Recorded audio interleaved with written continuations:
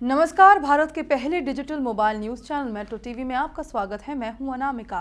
इस खास news bulletin में खबरों का सिलसिला शुरू करने से पहले एक नजर डालते हैं आज की हेडलाइंस पर।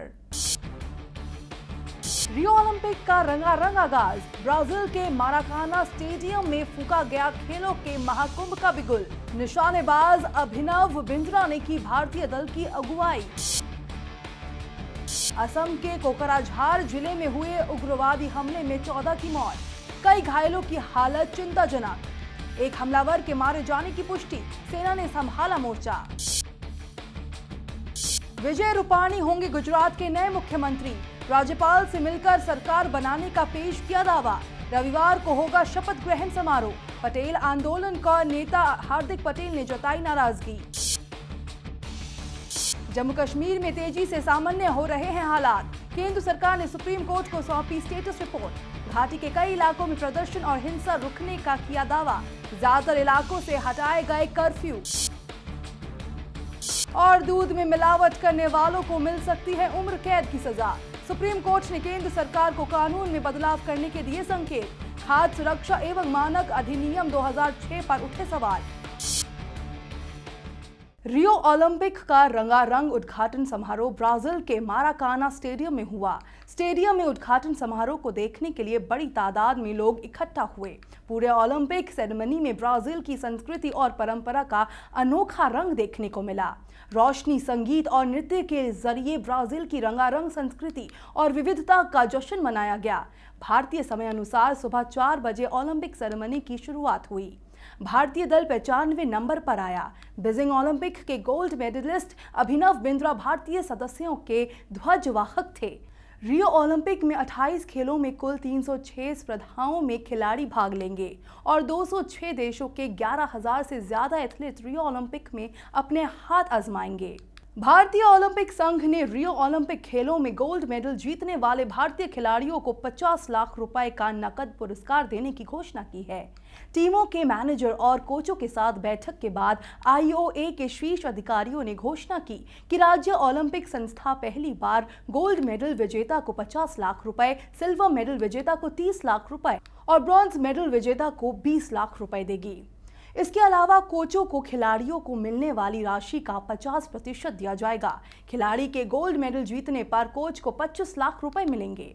असम के कोकराझार जिले में कल काले कपड़े पहने हमलावरों ने जमकर फायरिंग और गोलाबारी की। इस घटना में अब तक 14 लोगों की मौत हो गई है, जबकि कई लोग घायल हो गए।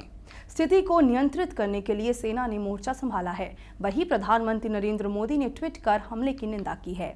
हमलावरों ने फायरिंग के लिए AK-47 का इस्तेमाल किया था। शुरुआती रिपोर्टों के मुताबिक मरने वालों की संख्या बढ़ सकती है।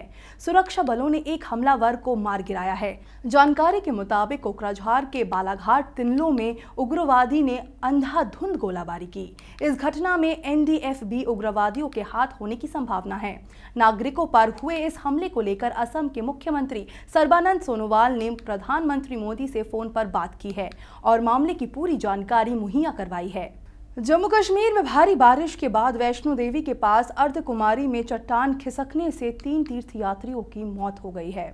इस हादसे में 6 श्रद्धालुएं जख्मी भी हुए हैं, जिसमें से 3 की हालत गंभीर बताई जा रही है। दरअसल घाटी में पिछले कुछ दिनों से लगातार बारिश हो रही है। लैंडस्लाइड अर्धकुमारी की गुफा के पास हुआ है। जानकारी के मुताबिक तीनों तीर्थयात्रियों की मौके पर ही मौत हो गई। जिस जगह ये लैंडस्लाइड हुआ है वहां से वैष्णो देवी मंदिर करीब 6 किलोमीटर दूर है। इस हादसे में जख्मी हुए श्रद्धालुओं को नारायण अस्पताल में भर्ती कराया है। ज्यादातर श्रद्धालुओं को सिर में गहरी चोटें आई हैं। केंद्र सरकार ने सुप्रीम कोर्ट को बताया है कि कश्मीर घाटी में कानून व्यवस्था की स्थिति में सुधार हुआ है। केंद्र ने कहा कि हिजबुल मुजाहिदीन कमांडर बुरहान वानी के मारे जाने के बाद 9 जुलाई को हुए 201 हिंसक प्रदर्शनों के मुकाबले 3 अगस्त को 11 प्रदर्शन हुए।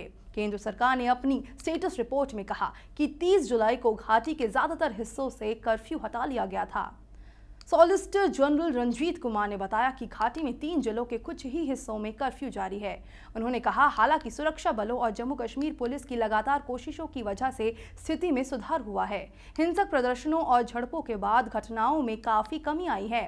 सुप्रीम कोर्ट ने इन सभी बिंदुओं पर याचिकाकर्ता और जम्मू कश्मीर पैंथर पार्टी के भीम सिंह को जवाब देने को कहा, जिन्होंने राज्य में राज्यपाल शासन लगाने की मांग की थी। हमले की अगली सुनवाई 22 अगस्त को होगी। केंद्रीय गृह मंत्री राजनाथ सिंह ने इस्लामाबाद में सार्क सम्मेलन के दौरान पाकिस्तान के रवैये को लेकर कल राज्यसभा में बयान दिया। बैठक के बाद भोज में शामिल न होने को लेकर गृह मंत्री ने कहा कि उन्होंने इस्लामाबाद में भारत की मर्यादा को ध्यान में रखते हुए वही किया जो उन्हें करना चाहिए था। राजनाथ ने बताया कि पाकिस्तान के गृह मंत्री चौधरी निसार अली खान ने सबको दोपहर के भोज पर आमंत्रित किया था, लेकिन बैठक के तत्काल बाद वे अपनी गाड़ी में बैठकर चले गए थे। गृह मंत्री ने कहा कि इसके बाद उन्होंने भी भारत की मर्यादा को ध्यान में रखते हुए वही किया जो उन्हें करना चाहिए था। राजनाथ दोपहर के भोज में शामिल हुए बिना स्वदेश लौट आए। गृह मंत्री ने कहा कि वहां मेरे साथ मर्यादित व्यवहार हुआ या नहीं, इस बारे में कहने में मुझे संकोच होता है। उन्हें जो करना था वह किया, मुझे कोई शिकायत नहीं है। विजय रूपानी गुजरात के नए मुख्यमंत्री होंगे। उन्होंने राज्यपाल से मिलकर सरकार बनाने का दावा पेश कर दिया है। इससे पहले आनंदीबेन पटेल के इस्तीफे के बाद से गुजरात के नए मुख्यमंत्री को लेकर बीजेपी की माथापच्ची कल सुलझ गई है। कल शाम गांधीनगर बीजेपी दफ्तर में पार्टी के विधायक दल की बैठक के बाद रूपानी के नाम की घोषणा की गई। इसके साथ ही अब तक सीएम की रेस में सबसे आगे माने जाने वाले नितिन पटेल को डिप्टी सीएम बनाया जाएगा। रूपानी रविवार को शपथ ग्रहण करेंगे। बीजेपी विधायक दल की बैठक में राष्ट्रीय अध्यक्ष अमित शाह, सड़क परिवहन मंत्री नितिन गडकरी और आनंदीबेन पटेल ने भी शिरकत की। बताया जाता है कि सीएम के नाम को लेकर विधायक दल की बैठक में आनंदीबेन और अमित शाह के बीच तकरार हुई। अमित शाह विजय रूपानी को, जबकि आनंदीबेन नितिन पटेल को मुख्यमंत्री बनाने के पक्ष में थे। बाद में प्रधानमंत्री मोदी के हस्तक्षेप से रूपानी के नाम पर सहमति बनी। गुजरात के नए मुख्यमंत्री के रूप में विजय रूपानी का नाम आने के बाद पटेल आरक्षण आंदोलन के अगुवा हार्दिक पटेल ने अपनी प्रतिक्रिया में कहा कि रूपानी बीजेपी प्रमुख अमित शाह के खास है और अब उनके इशारे पर ही गुजरात में काम होगा। हार्दिक ने दावा किया कि रूपानी सिर्फ नाम के लिए ही मुख्यमंत्री होंगे और पूरा काम अमित शाह करेंगे। दिन भर नितिन पटेल के नाम की चर्चा के बाद रूपानी का नाम तय किए जाने पर हार्दिक ने आरोप लगाया कि बीजेपी ने पटेल समुदाय को गुमराह किया है और कहा कि यदि नितिन पटेल को पटेल समाज में अपनी थोड़ी भी इमेज बचानी है तो वह तुरंत उप मुख्यमंत्री पद से अपना इस्तीफा दे दे। हार्दिक पटेल ने आरोप लगाया कि पटेल समुदाय का गुजरात में एक बार फिर अपमान हुआ है। वहीं रूपानी का नाम तय कर अमित शाह ने गुजरात में नई राजनीति की शुरुआत करने की कोशिश की है। पूर्व पीएम मनमोहन सिंह लंबे अरसे बाद कल संसद में बोले। मनमोहन सिंह ने आंध्र प्रदेश रीऑर्गेनाइजेशन बिल पर मोदी सरकार पर आरोपों की झड़ी लगा दी। उन्होंने राज्यसभा में कहा कि केंद्र आंध्र प्रदेश के स्पेशल पैकेज जारी करे। इस मुद्दे पर चर्चा के दौरान बीजेपी और कांग्रेस में तीखी बहस भी हुई। मनमोहन सिंह ने इस मुद्दे पर अपनी बात रखते हुए कहा कि मोदी सरकार की ओर से 2 साल पहले किए गए वादे पूरे किए जाए। कांग्रेस सदस्य के वीपी रामचंद्र राव के आंध्र प्रदेश पुनर्गठन विधेयक को उच्च सदन ने लोकसभा अध्यक्ष के पास उसके भविष्य पर फैसला करने के लिए भेज दिया। टीडीपी सदस्य कई दिनों से संसद और उसके बाहर इस मांग को उठा रहे हैं। आंध्र प्रदेश के मुख्यमंत्री चंद्रबाबू नायडू ने शुक्रवार को पीएम मोदी से मुलाकात की और विशेष राज्य का दर्जा देने का मुद्दा उठाया। आम आदमी पार्टी ने पंजाब विधानसभा चुनावों के लिए 19 उम्मीदवारों की पहली लिस्ट क्या जारी की। पार्टी में बवाल ही मच गया। पंजाब में पार्टी के वर्कर और पंजाब से जुड़े सीनियर नेता आरोप लगा रहे हैं कि पार्टी आलाकमान ने दिल्ली में बैठकर इस लिस्ट को फाइनल कर दिया और पार्टी के पंजाब के जमीनी कार्यकर्ताओं की भावनाओं को अनदेखा कर दिया गया। पार्टी के पंजाब संयोजक सच्चा सिंह, जो गुरुवार को उम्मीदवारों की पहली लिस्ट जारी करते समय नदारद थे, उन्होंने अपनी नाराजगी कल मीडिया के सामने खुलकर जाहिर की।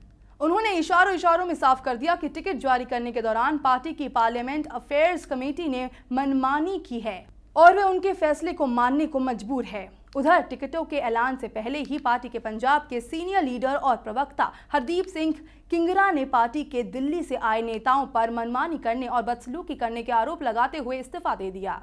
महाराष्ट्र विधानमंडल के मानसून सत्र के आखिरी दिन तमाम दलों ने एक राय से विधायकों की सैलरी में 166% तक की बढ़ोतरी को मंजूरी दे दी।